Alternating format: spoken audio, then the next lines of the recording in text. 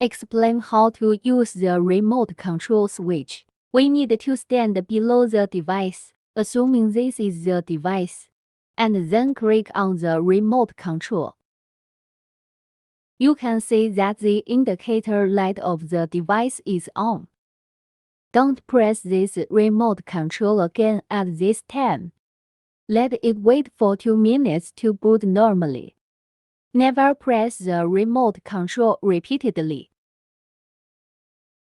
Wait for about 2 minutes. The whole device will start up.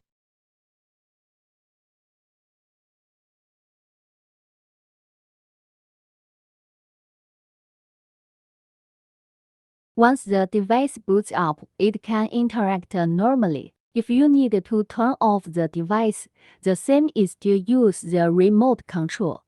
Click on the top of the device, and after pressing, the computer and projector equipment are all turned off. If you need to turn it on again, wait for the projector to cool down for 2 minutes before turning it on. This is how the device is switched on and off.